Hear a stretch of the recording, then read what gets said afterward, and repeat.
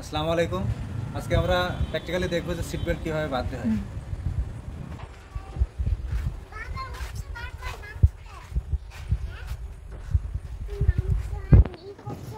প্রথমে আপনি সিটিং পজিশনে বসে আপনার সিটটাকে সুন্দরভাবে সেটিং করে নেবেন।